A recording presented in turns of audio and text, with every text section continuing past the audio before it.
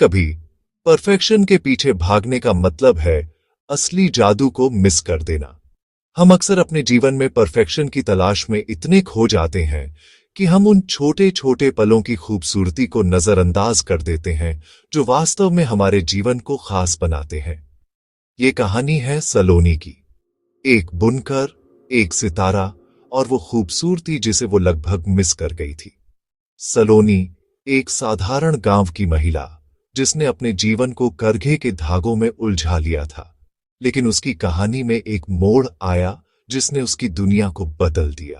पुराने ओरिया में सलोनी अपनी करघे पर सुबह से लेकर तारे निकलने तक बैठती थी।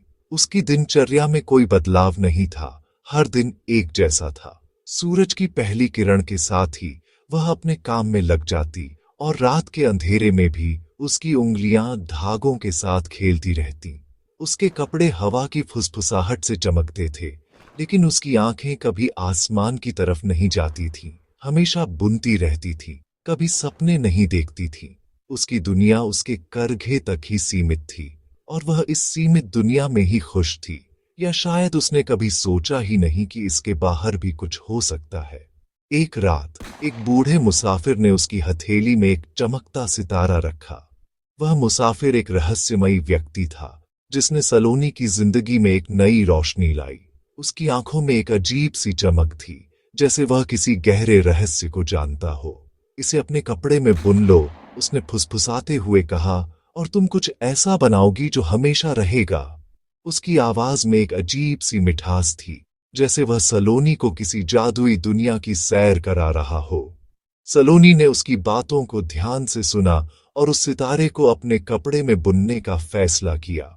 सलोनी ने उस सितारे को बुना और उसका कपड़ा सुनहरी रोशनी से जगमगा उठा, इतना खूबसूरत कि वो उसके हाथों से फिसल गया और रात के आसमान में ऊपर चला गया। वह कपड़ा अब सिर्फ एक कपड़ा नहीं था, वह एक जादुई वस्त्र बन गया था जो रात के आसमान में चमक रहा था। एक कोमल आवाज गूंजी, खूबसूरती को बांधा नहीं जा सकता, उसे जीना पड़ता है। यह आवाज सलोनी के दिल में गूंज उठी, जैसे किसी ने उसके दिल के तारों को छू लिया हो। उसने महसूस किया कि असली खूबसूरती को कभी भी कैद नहीं किया जा सकता, उसे सिर्फ महसूस किया जा सकता है। पहली बार सलोनी ने अपना करघा छोड़ा और ऊपर देखा, उस असली अजूबे को खोजने के लिए जिसे वो इतने समय से मिस कर रही थी। उसने महसूस किया कि उसकी जिंदगी में और भी बहुत कुछ है जो उसने अब तक नहीं देखा था। वह अब अपने करघे से बाहर निकलकर उस खूबसूरती को देखने के लिए तैयार थी जो उसके चारों ओर बिखरी हुई थी। सीख: जिंदगी को बनाने में इतने मत उलझो कि उसे जीना ही भूल जाओ।